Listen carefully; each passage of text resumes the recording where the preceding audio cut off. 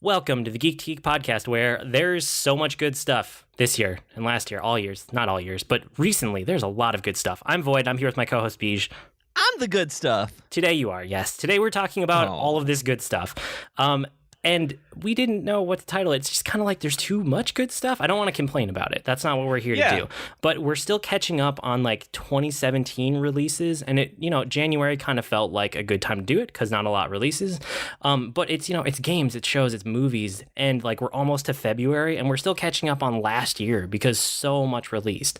And you and I were talking about this. I mean, there's like remasters we want to get to. I want to get to, the FF9 on PS4. There's Shadow of Colossus that just came out. There's Final Fantasy 12 that I haven't even really given a chance yet on PS4, but I like the features that they announced. There's ports. So there's stuff like Stardew Valley on Switch that I've been picking away at.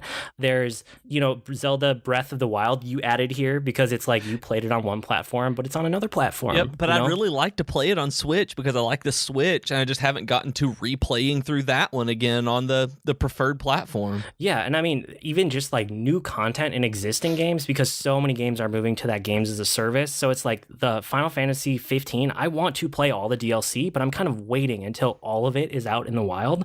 There's that expansion path for Breath of the Wild. I want to try that at some point. There's all these Final Fantasy 14 patches that I haven't even touched. There's another one came out today. I didn't know it. I got an email today as we record this that 4.2 came out, and I'm just like, oh my goodness, I didn't realize it had been that long already. Yeah, and you were mentioning that like WoW Legion has more content too. And I mean, there's multiplayer games. Like I'm hooked lately on Fortnite, and I just started Monster Hunter this week. I haven't even touched the PvE in Fortnite because I'm so like into the battle royale, and I know you're playing Overwatch. We're both kind of touching on Hearthstone every once in a while, and those are like those games as a service evergreen games that could be your one game forever if you're that kind of gamer. And I mean, you and I talked before about with Hearthstone where we haven't really even dug into the new Kobolds and Catacombs stuff. Like we've played a little bit of it, but I feel like there's something that I need to go back and do that. It's just even evergreen games feel like I can't stay up with them. I know. And I mean, that's not even talking about new games. So this week alone, there was Dragon Ball Fighter Z or Fighters. I don't know which one it is. I don't either. I think it's Dragon Ball Fighter Z, but they spelled it in a weird way. There's Monster Hunter World. There's Celeste, which I really want to get to. It looks amazing. It came out of nowhere for me. I was not tracking that game. And then I've heard a lot of good things about Iconoclasts. And that, like you said, you wanted to get back to Battlefront 2 and like Elder Scrolls Online Morrowind. Yeah, there you go. Persona 5, and that's like games. That's not even mentioning all the shows and movies. There's like a Godzilla on Netflix that I want to check out. There's a half season of Rebels that I somehow missed, but it's out there already. Are you serious? Yeah, there's whatever season they're on, season 4. There's like half a season done. And I found out about it because they had their like second half of the season trailer just came out. And I was like, wait, second half of what season?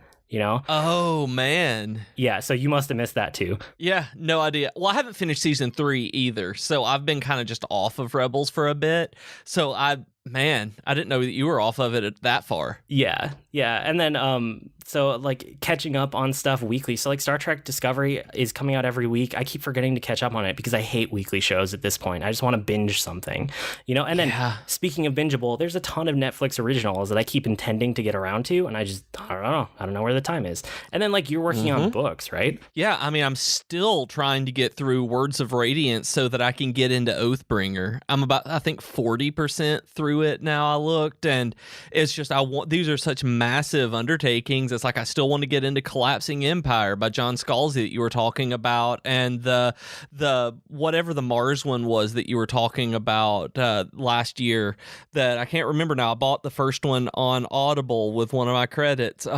Yes, it was Red Rising.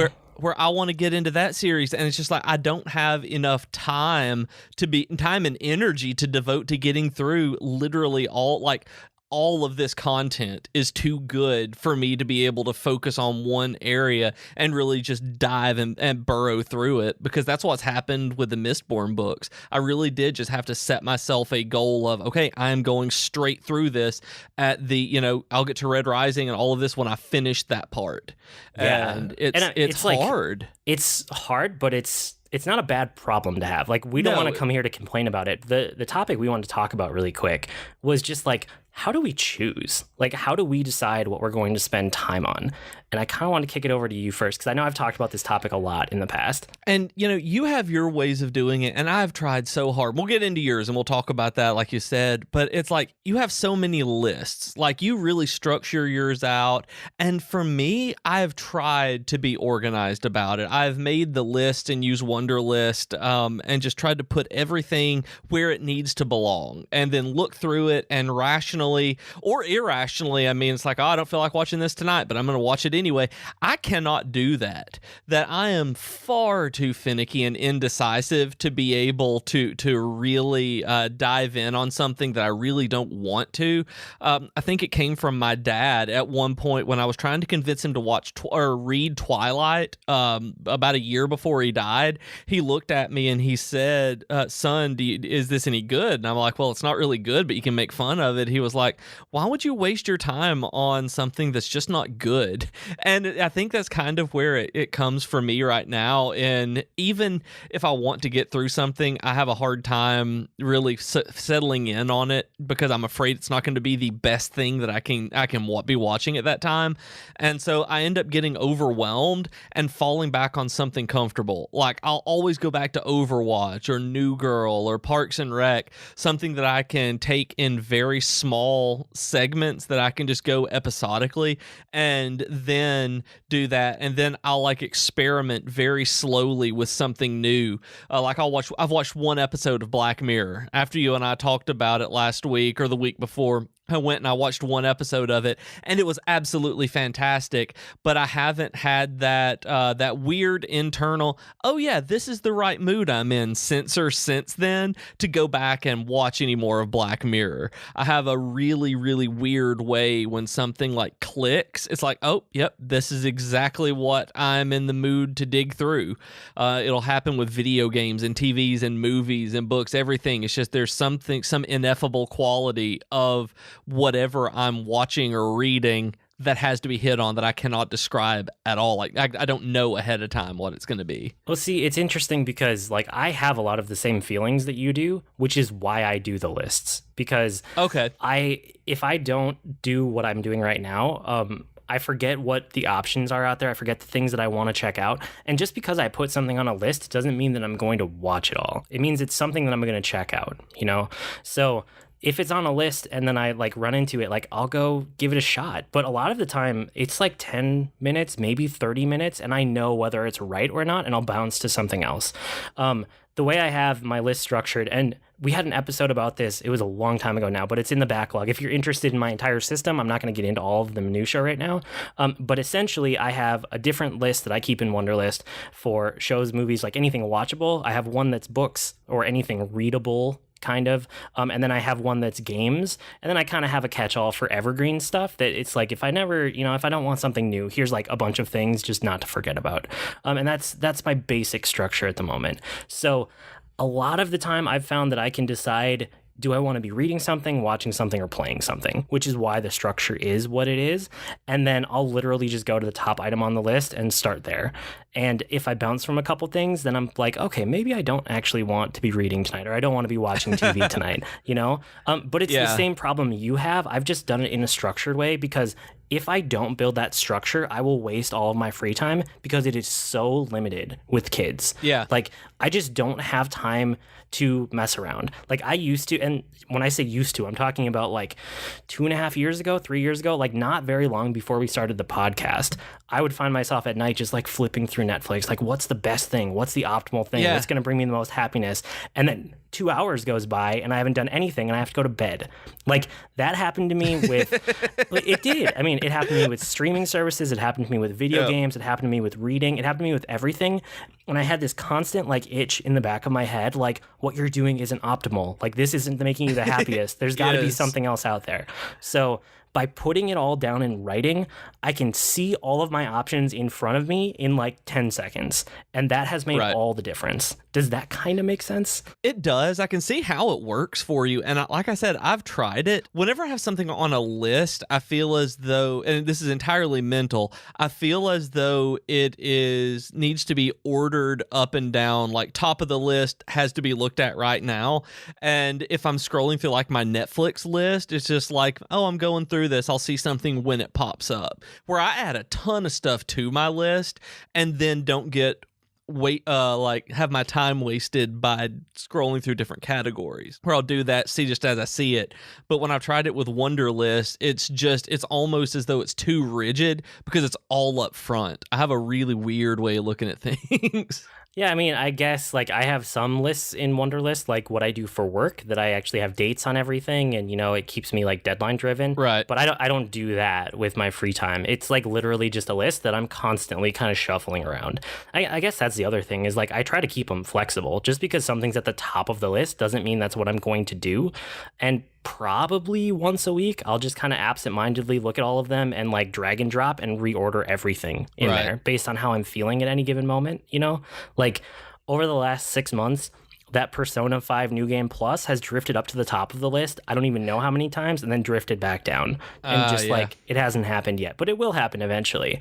So yeah, I mean, part of it is not keeping it too rigid, but still having it like, here are all your options. It's outside my head. I don't have to feel like I'm forgetting something. And then because I'm not worried about that aspect, I can actually enjoy whatever it is in front of me. With that in mind, like how much stuff you do go through. I mean, you go through a whole bunch of different media, especially compared to me. And I was wondering, like, because my fallback is always something comfortable, that it's something that makes me feel just warm and cozy.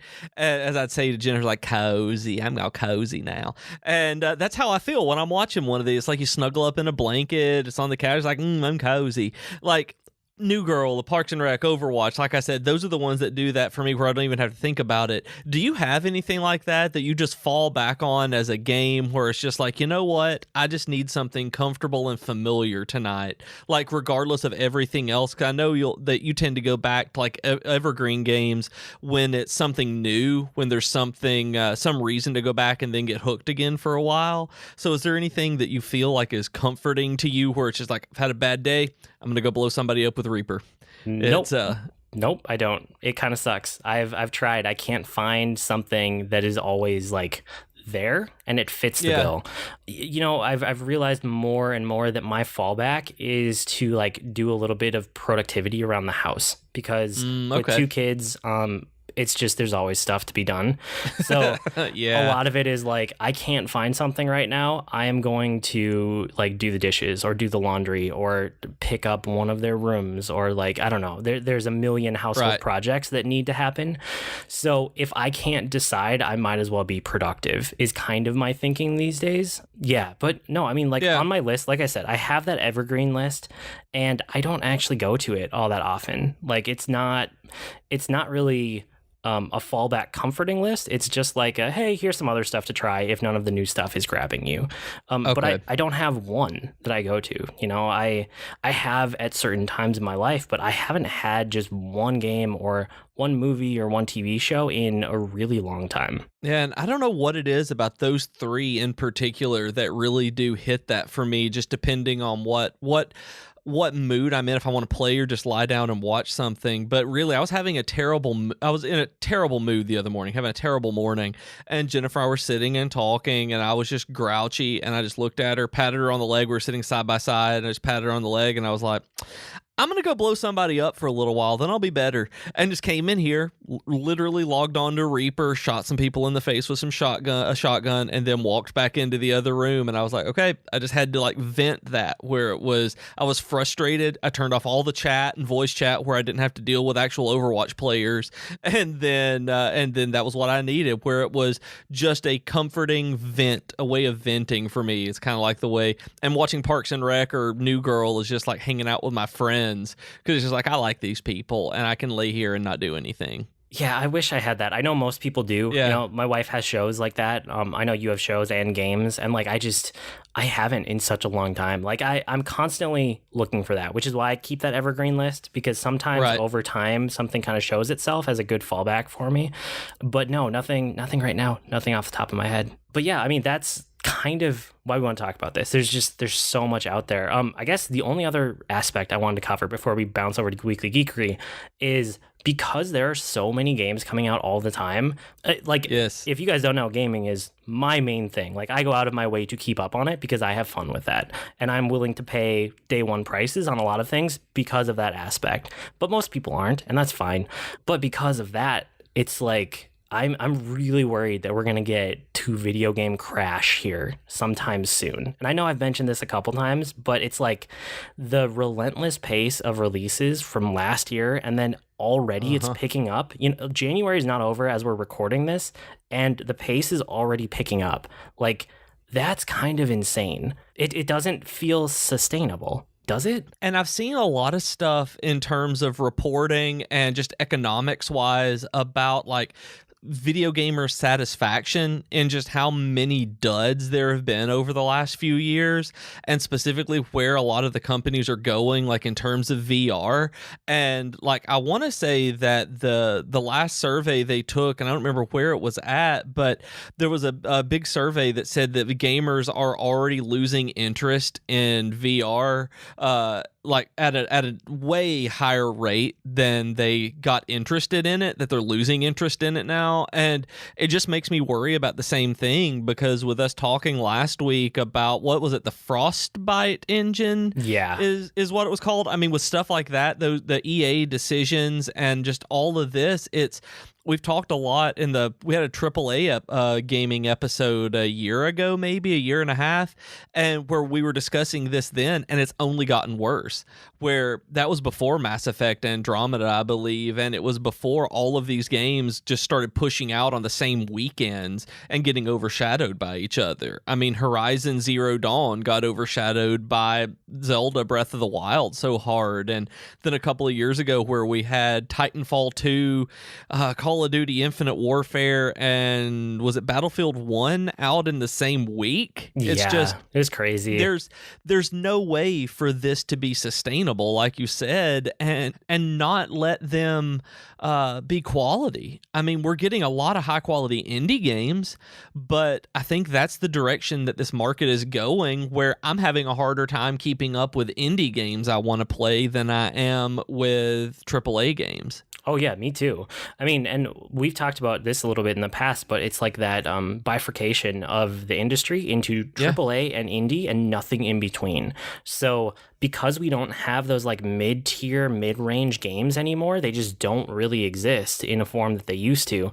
We are seeing that like indies come out and they're not even getting the attention that they deserve sometimes. But then on the other end of it, we're seeing the same thing from AAA. Like, there are games that come out and just get overshadowed by all of the other AAA games that come out that week or that month. And because of that, some of these games aren't doing as well as they would have if they released a year ago or 2 years ago, or just somewhere in the release calendar where there was time to breathe, because that doesn't really exist in the same way that it did in 2016, basically. And I mean, the same thing happens in other media as well, and other industries, that this isn't a solely video game oriented problem. No, because not at whenever all. I released my novels back in 2012, I think was when I released my first one with Birthright, the market was completely different. And I came late to the self-publishing game, and I still did really, really well with it. And I've given up that aspect of business and creativity now, because the market is so flooded with people who the way that you have to release things in order to be seen, to the way you have to market, that it's impossible for somebody to do it as a side hustle. It's impossible unless you're playing the SEM game, unless you're marketing through Facebook ads and all of these email lists, that you can even get seen over all the ones that are coming out every day. And I think that, Steam and all of the ways that make it way more accessible for indies to get out there and is a wonderful thing, but it's also hurting in the same way. Not nearly, it's not as bad a thing. I'm glad that it's there. Don't let me say that. I'm really glad these markets are there. There's a visibility problem. Basically, the is what we're dealing accessibility with. doesn't necessarily mean that you're visible, that you have visibility. Yeah, exactly. And like the App Store has the same thing. Like I browse the App Store looking for new stuff because I like to play things on my phone, even if it's only for a day or two, just messing around with some free-to-play title. And it's so hard to find new things that are good. You can find new things, but it's buried in so much junk, you know? So it's like all of these platforms now are dealing with visibility issues. Netflix is dealing with visibility issues too. They're producing so much Netflix originals content that no one of their pieces is really getting the attention that they wanted it to. Like they talked about this on one of their latest earnings calls or something. Okay. Where like, yeah, they're investing more money next year than they ever have in original content. But they said that one of their focuses going forward is actually getting that content in front of people, because there were shows that came out in the last year that haven't gotten much views. Like they just haven't been watched, and they're super high quality. It's that, you know, it's that old like newspaper dilemma when you only have so many column inches, right? And like that in a digital world, you only have so much space in a screen. You only have so many things you can put in front of one person. So you have to make decisions about that. And the algorithms that put things in front of us, sometimes it feels like I just get the same thing messaged to me in 10 or 15 different ways instead of new stuff. So it's frustrating there. But yeah, I mean, I think we're feeling it across like everything right now. Yeah, and I mean, you're absolutely right with Netflix. That's one where I have a harder time than anything. I can watch a lot more stuff and find new things I want to watch on Amazon. Netflix is actually my third choice in terms of online streaming right now, that I very rarely use it unless there's something specific I'm going for, because they don't have a customers always watched on the PS4. And I know they used to have one and they took it away on the console apps. And so I use Amazon so that I can see related things that I may not have known, because the documentaries tab on Netflix just keeps bringing up these same 5 things I've seen 100 times on there and don't want to watch. And then, but I would like a related topics thing. I love related topics. I love suggested recommendations. And that's one way that I deal with that. Like if I'm in a mood, like the last couple of weeks, I told you I was watching like fitness and running documentaries. That's how I've discovered a lot of these, is through customers always watch. I'm like, oh, there's a cool one that I haven't seen before. I didn't know existed. Those kind of things work. And, you know, for some reason, Netflix, with its problems in terms of getting visibility, all they do is targeted promotion instead of that kind of organic reach like that, and letting people see, oh, other people like me liked this. I mean, I trust that far more than something that says is a 98% match on Netflix for me. Yeah, I mean, it's a super hard problem to solve, and everybody's dealing with it right now. Like I see it at work too, you know, like I work in e-commerce, like we have to merchandise what we have. You only have so much you can get in front of a person at one time. What's the best way to do it? How do you message that? And I mean, like that is so small compared to the issues that Netflix or Amazon have, you know, in comparison. Or like Google. I mean, you know, YouTube is constantly having trouble with their algorithm. They're always in the news because their algorithm did something that made somebody upset for whatever reason or another. So yeah, I mean, it's something that I'm very interested in going forward, seeing how people solve it. Like we see it everywhere, you know, not just like YouTube and video streaming and Netflix, but like the App Store too. Like Apple has moved over to this curated model. They have that new tab ever since the latest iOS update to like feature apps of the day and actually like write an article about it and pull one app out at a time, or maybe like a small group of like 3 or 4 related apps, and actually give them like space to breathe. So, oh, wow. Yeah, I don't know. I haven't seen that since I've moved off of Apple, but that's a fantastic way to do it, because I like things like that because they're small and bite-sized. I mean, I'm the target demographic for seeing that by pulling it out. Yeah, it's curated content versus algorithmic content, and there's no real answer yet. But that's probably a topic we can revisit another day. It's interesting to talk about. Okay, let's take a quick break for a network promo. You guys can check out other shows on the network. I suggest all of them because I listen to them all every week.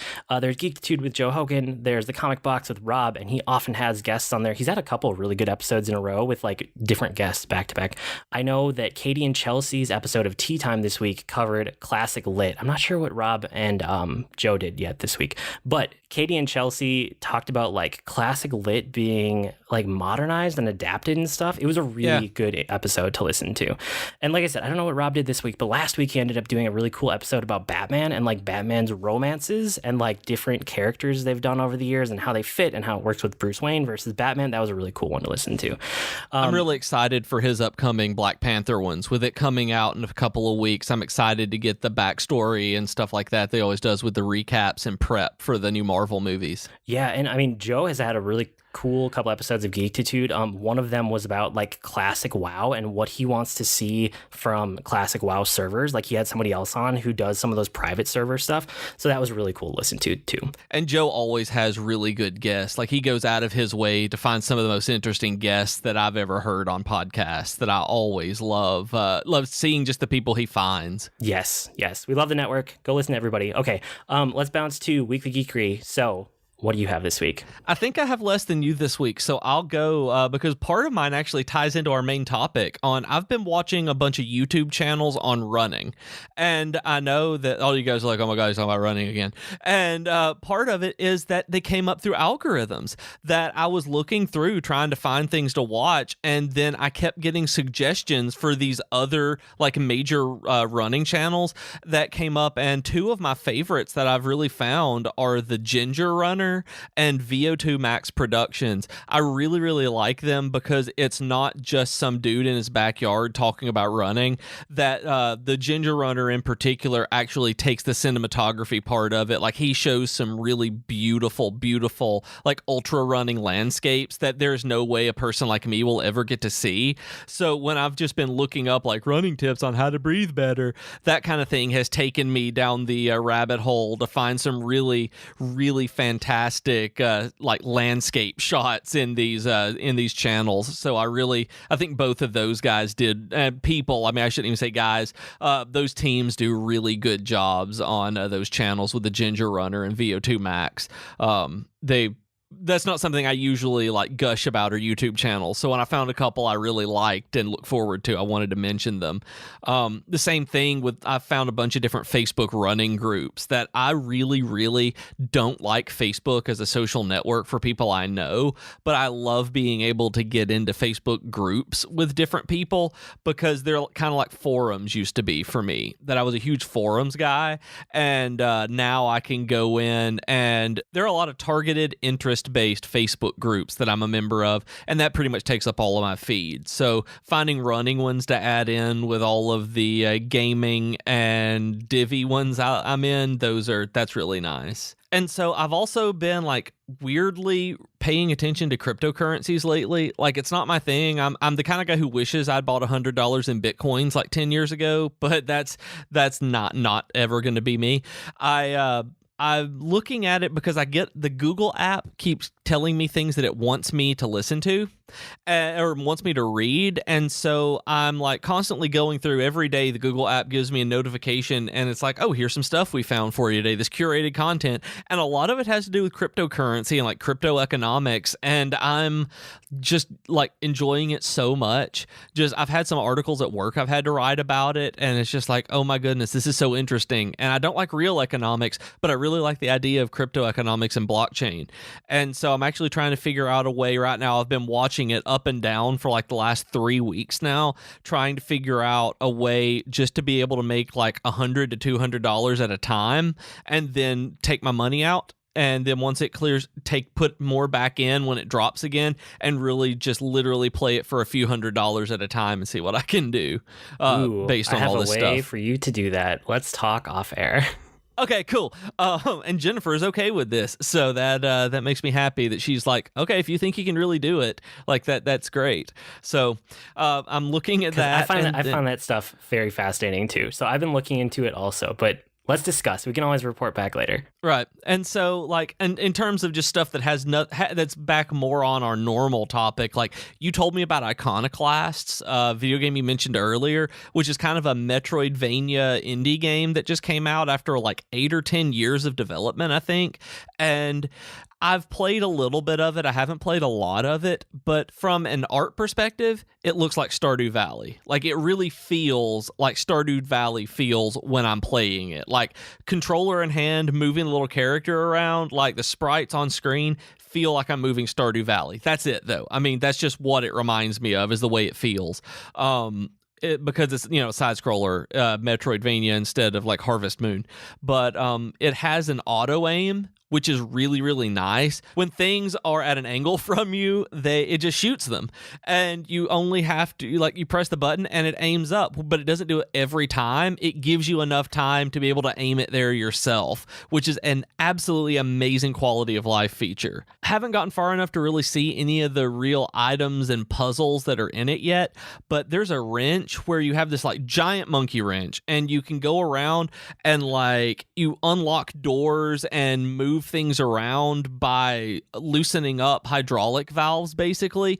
And if they rely on it later on in the game as much as they rely on it in the beginning, it's going to get really, really old. But I'm hoping that its use gets pulled back some as you move along, because right now, that's why I haven't moved any further, is because I'm really tired of having to wrench things. That was it. And I know it will go on, but it was just one of those things like, this part's not fun. There's too much of this. And I just went on and played something else.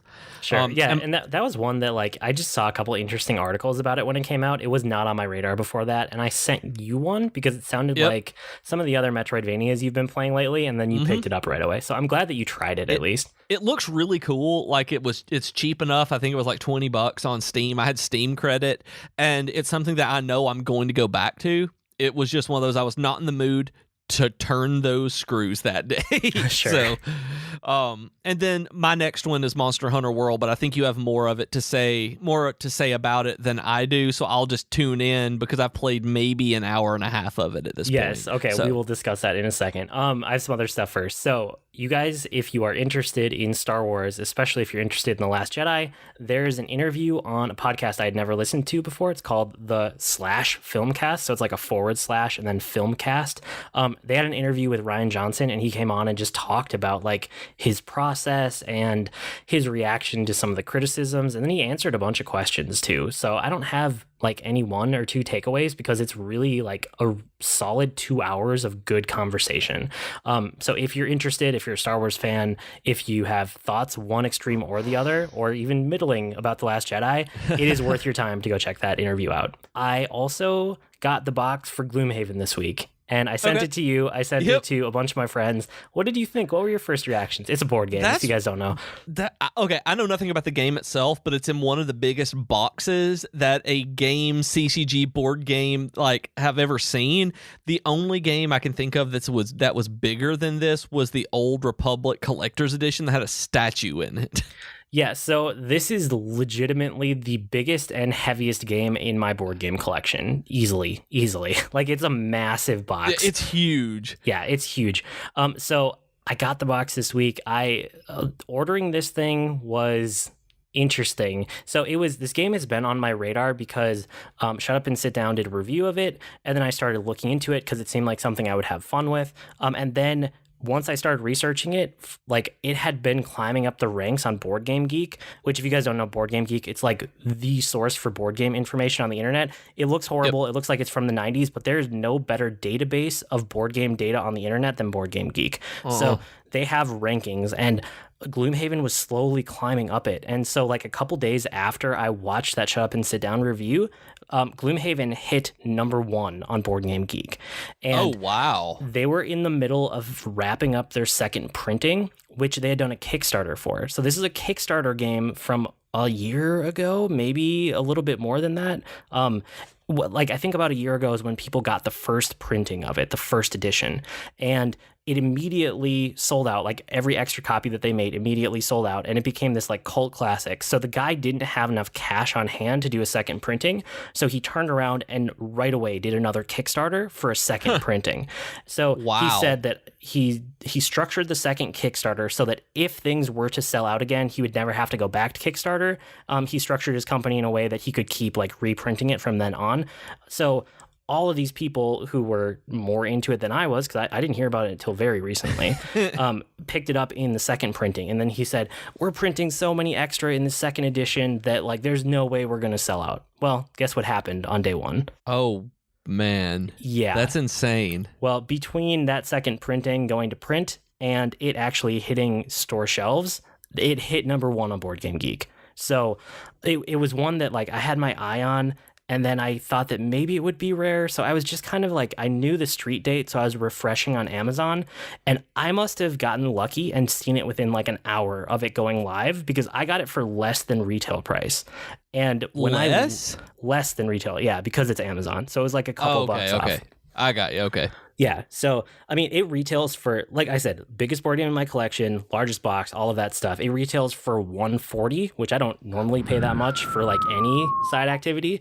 I got it for $130-ish on Amazon. I think it was $133 plus prime shipping on a giant heavy package like that. Like this thing's giant, y'all. Y'all need to Google it right now. Just whatever you're doing, unless you're driving, Google it. Google Gloomhaven and look at the box. It's crazy. So within like a day or two of me getting that, I looked back at it and it was selling for $500 from third-party resellers. So apparently it's hard to find again, and it's probably going to have to go back for a third printing. We'll see what ends up happening. My goodness, I didn't realize that much went into it. I knew it was a Kickstarter game, and I knew that the box was like nuts, but I had no idea that all of that went into it. Like there was that much desire for it because it was that good. Yeah, so this is a game that I want to play with my daughter. We kind of like scoped it out together because she was looking for a game that had persistence, because she liked when my brother and I had been playing Pandemic Legacy.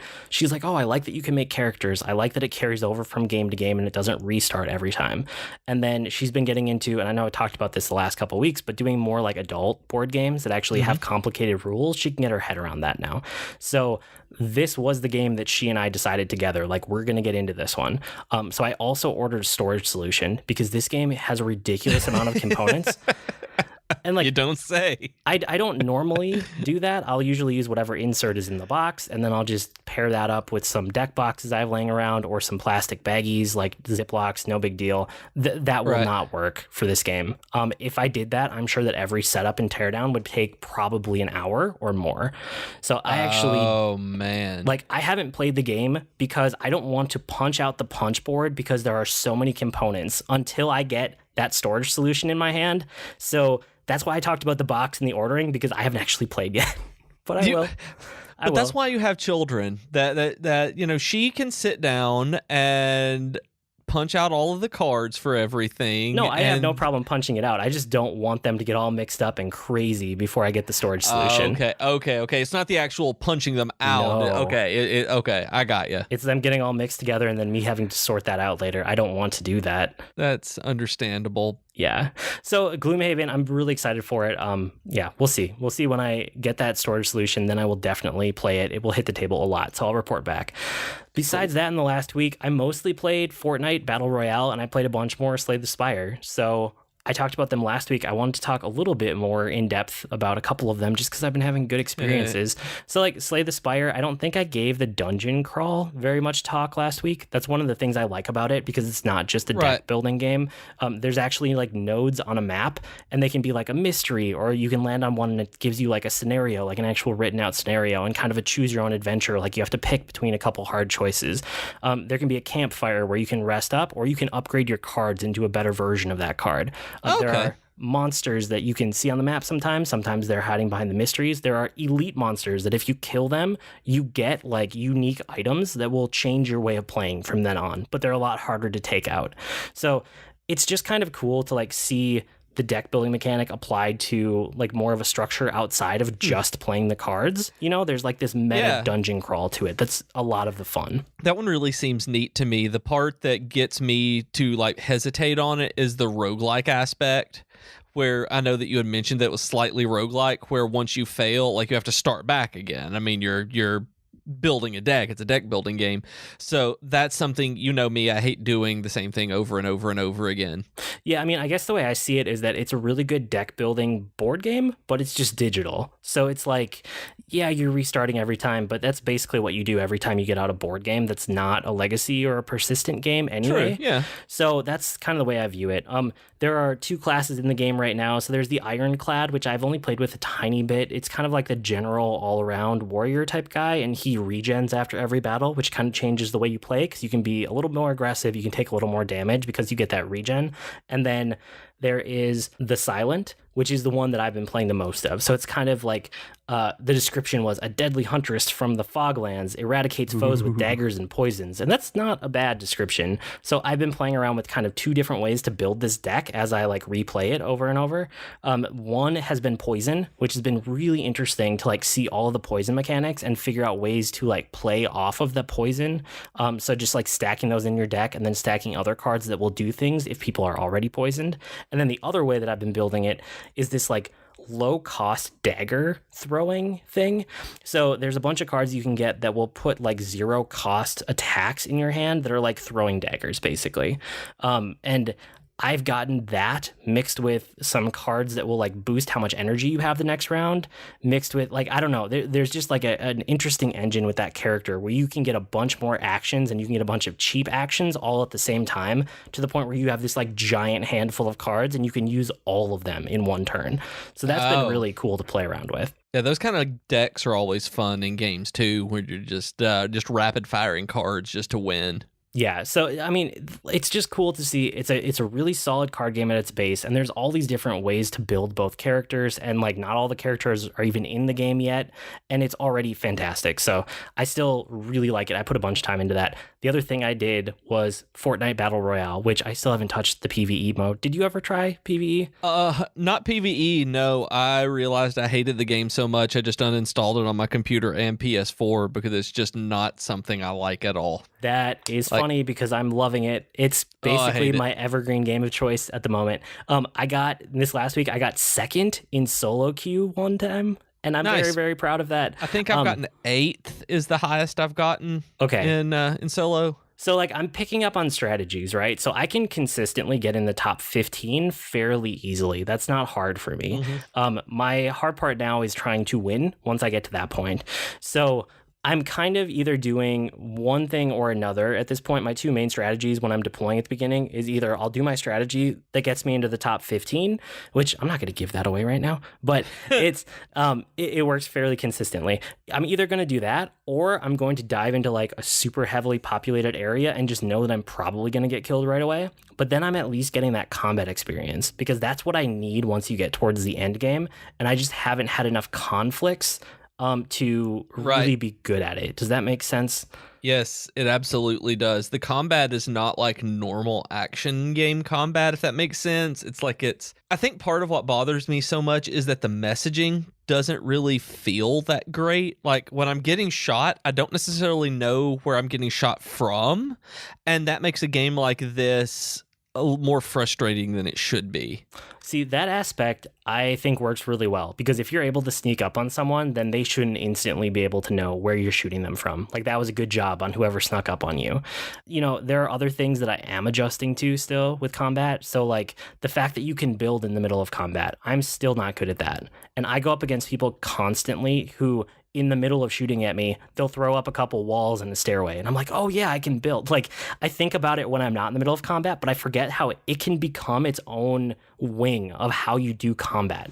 Like you can, when you get good at it, because I've seen people do this, you can throw down a wall and a stairway in like half a second, and then you can run up to the top of the stairs and like jump off, or you can just like peek your head above the top stair just slightly so you can shoot over it, but your whole body isn't exposed. So there's a lot of cool like building mechanics that go into this game that, again, I'm not bad at them when I take a second to like build a base or like build some structures that I need to get from point A to point B, but I need to get better at integrating that into my combat in Battle Royale. And then like a bunch of the weapons, like I think shotgun and submachine guns have started clicking with me. I'm still working on some of the longer range stuff, so like assault rifles and sniper rifles. I'm really bad with pistols. I've gotten 0 kills with pistols. And one of the things about this game is that it's still early access. And one of the ways that I can tell is that, in Hearthstone, when you get daily quest, you have the 3. And there's that little button where you can reject 1 every day and have it fill with something new. That doesn't exist. Nope. Does not. I have been stuck on a pistol daily quest for about a week and a half. All I need to do is get 2 pistol kills. I have gotten 0. And wow, just 2. it is driving me insane. Like that quest is the bane of my existence right now. Oh, but anyway, I really like the game. I'm getting better at it. I'm learning the map, which has been interesting. I'm learning kind of some good like treasure chest placements on the map. So if I drop into an area, I don't drop into it with a chest in mind, but once I start to wander around, I go, oh, I've been here before. I think there's a chest right here, and there usually is. So that's pretty cool to see too, just to like get better through play, you know? And that's what good games do. That was one of my favorite things about the indie game documentary, was it was talking about like not having to tell people exactly how to play the game, but letting them learn on their own. And I was like, Super Meat Boy absolutely does that. And since then, it's been in the back of my head when games either do or don't do that. Yes. Okay, and then the last thing this week, I played Monster Hunter World. I've probably put 8 hours into it yet. Okay. And I'm not ready to give a verdict or much information because there's so much to learn. There's so much in this game. But yes, I do want to say this is the first Monster Hunter where I did not immediately feel overwhelmed, which is a huge, huge improvement over every one I've tried in the past. And this is the first Monster Hunter game I've played, period. I've never played any of the others, so I didn't feel overwhelmed either. I felt slightly lost, but not overwhelmed.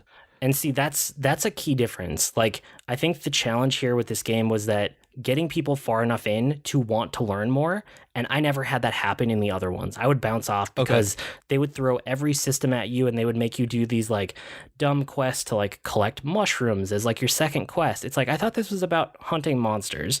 And Monster Hunter World is so much better at that. It's still not great. The tutorials still need work. I still think the best thing that I possibly could have done is what I did in beta, which was as soon as I could try every weapon, I just went to the training room and I tried every single weapon until I found one that clicked. Because I hate the training room. Oh, I hate it too. It's not good. This game still needs a good tutorial. It doesn't really have it. Like, I'm not going to defend that. Like, it needs a better tutorial than it has.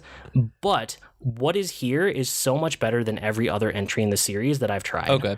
Like, that's fair. I think the farthest I've ever gotten in a Monster Hunter game was about 4 hours. And I'm at 8 right now. But I'm actually enjoying it, and I want to keep playing, you know? So, yeah, a couple tips, just like as a semi-newbie, to other people who might be thinking about it, try all the weapons. Seriously, try all the weapons before you decide on one, because some are just not newbie friendly. Nope. Don't try a ranged weapon to start. None of them are newbie friendly. Just don't. What is it? The chain blitz or something? The one that's basically a submachine gun where you get all sorts of different ammo shells. That one is okay as a beginner. I still didn't like it. All of the ammo and coatings and all of that, like, it's overwhelming for a beginner. Like, I don't feel like I'm even ready to tackle it yet. And like I said, I put 8 hours into this game, which in a bunch of other games is enough to finish a game. So yeah, like, stay away from ranged weapons, but try all of the other melee weapons and really find one that just kind of feels better than the others, and then play around with it, and you'll get better over time. The armor, because there are so many armor options, every time you kill a monster and you get new parts from a new monster, you'll unlock more armor options and some more weapon options. If you feel overwhelmed by that, which I kind of did, the bone armor is a really good starting point, and it will get you through the first, like, the 4 hunter ranks probably. So if you don't know what to do for armor, just get a bunch of bone armor and you'll be fine. Don't sweat it too much. I named my cat Bramblepelt because that is the best name for a warrior cat, and I had to point that out. What did you name your Palico, your cat? Poop sock. Oh man, okay. Of course you did. It's after a Star Wars. Okay, so there was a guy on Star Wars not Star Wars Galaxy, Star Wars The Old Republic at the very beginning on my server whose name was Poop Sock Sock Poop, and first name and last name, and I thought it was one of the funniest things in the world. So ever since then, he gets a name homage whenever I am able to name something. It's either Poop Sock or Duty Face. My chocobo in Final Fantasy 14 is Duty Face. Okay. And Final Fantasy 15. He followed me along. Okay. Anyway, Monster Hunter. So one of the other things I'm realizing here is that I think this game might be its own genre. You know, I was talking to you about this earlier. Like, most games I can decide within 10 to 30 minutes at the outside whether it's for me or not, because I have so much video game knowledge to draw from. I can kind of contextualize it. That's not true for this game. I'm 8 hours in, and like, I have tons of notes down here below that I'll organize and we'll be in a good spot to talk about by next week. But like, I just can't, I don't have my head fully around it yet. I haven't fully grokked it, even though I kind of get the core loop and I'm having fun, which in the end, the fact that I'm having fun and I want to keep playing, that's the important thing. But skills from other genres don't really transfer over. It's kind of a fighter, kind of a 3D person action game. It's kind of an action RPG. It's kind of a loot grind. It's also kind of a crafting game. And it's kind of like a hitbox-centric game. It's very much its own thing. So one of the things I wanted to mention along those lines was like an approach and a mindset that I talked to some friends about that has helped me with the game. And that's, think of each weapon as a fighting game character. Every single one is in the same world and plays by like some general same boundaries. Like, you're always trying to defeat a monster, you know, by doing damage. But outside of that, every single one of the weapons controls so differently that it takes a different skill set. So keep that in mind when you're new to the game too. I'm actually wondering, I haven't tried literally all of them because there's some of them like I think one of them's like a bagpipe that looks so support oriented that it didn't seem very suited for solo play. And I'm wondering if it's even really possible to use those in solo, or if you need to have a party for stuff like that to really work. I think everything works solo. It's just how devoted are you to it? Nah, that's fair. I'm not devoted to some of that. Like, the ranged weapon took way longer to kill than the katana. I'm using the katana right now on mine, and I like that one, or like the Kinsect pike or something like that, where you get a vault around. I really liked it, and the katana are the ones that I've fallen for right now. So yeah, I have a lot more to say, but I think I'm going to keep it for next week. Do you have any like initial thoughts? Because you literally played the first hour and a half today, like earlier today. Yeah, I think I like the game, but I'm not sure. That if it had been on Steam, I probably would have returned it, because it's not something that I'm going to devote like 80 hours to, but it's something that I can see myself picking up because of its structure and just kind of playing here and there. That the tutorial section is kind of, like you said, it's kind of lacking, because the main thing is that they set you up when you're trying all of these weapons. They put you in a basin with a statue and some barrels, and it's like, that doesn't give you an aspect of how these things work in combat. So I've ended up going out and into killing things with the one that I like the best in terms of how it played. And so I think that they still have a bunch of work to do in terms of getting that part right for new players like us. And I also think that the messaging needs to be a little bit better. Even though there are tutorials everywhere, I still really don't know what to do in terms of crafting and putting the armor together. So it's just really kind of piecing it together, literally piecing it together on my own as I learn, because there's no real help on, when you sell everything, should I save everything? What does it mean? Send to box? Things like that aren't explained terribly well for someone who's never played one of these before. I mean, we're gamers. We can figure it out. It's not as though, in the first hour, something's going to, game-breakingly wrong. And I'm going to, lose everything I've worked for. But it's like, I don't know what this means, so I'm just going to press a button. And that's kind of where I am right now. I have probably a whole show worth of show notes already for this topic. Maybe we come back next week and we talk Monster Hunter. You do have a ton of stuff on here. And you're going to play more between now and then, right? Oh yeah, absolutely. After I've paid day one price for something, I'm not going to let that go. Okay, let's put that as our tentative topic for next week then, because there's a lot more Monster Hunter we could talk about. For now, you can write us with comments, suggestions, or feedback. Our email address is geek2geekcast@gmail.com, or reach us on Twitter @geek2geekcast. We have longer discussion threads on the subreddit at reddit.com/r/geek2geekcast. And we're on Slack, so go to slack.geek2geekcast.com and kill part of your workday with us. And remember, we're part of the podcast network, like we mentioned earlier. You can head over to geek2geekcast.com to see if any of our shows tickle your fancy. I blog at agreenmushroom.com, and you can find me at grnmushroom. That's green mushroom without the E's on Twitter. I'm on Twitter as @Professor Beej. That's Beej with 2 E's. And I'm now vlogging at runningshoes.tv. We've been Void and Beej with your Geek to Geek podcast. That'll do it for this week. See you next week, geeks. Bye, geekies.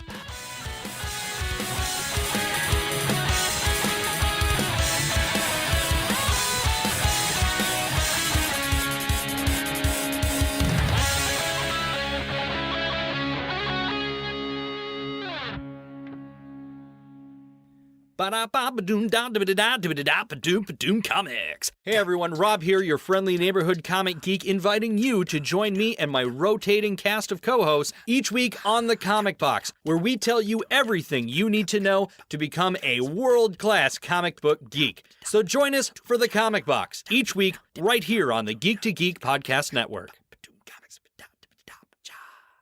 Hey everyone, I'm Katie. And I'm Chelsea, and we're the hosts of the podcast Tea Time with Katie and Chelsea. We are two best friends who love pop culture. We try to have a female perspective on things, but we really just talk about anything we like. What are some recent topics we've done, Katie? Well, we've talked about girl power songs, Wonder Woman, Veronica Mars, young adult fiction novels, San Diego Comic-Con, and so much more. So grab your cup of tea or whatever your drink of choice is and download our podcast on iTunes or Stitcher and start listening today. Hi, my name is Joe Hogan, and I'm a geek. And if you're currently listening to this, there's a good chance you're a geek too. So check out my podcast, Geektitude. Each week, I talk with somebody about their geek aptitude. Sometimes I talk to people in a geeky profession. Sometimes it's someone doing something really cool with their geekiness. Often it's another geeky podcaster. But it's always someone who wants to share their inner geek. So join me each week as we come together to geek out about all the geeky stuff we love. And remember, this week, keep it geek.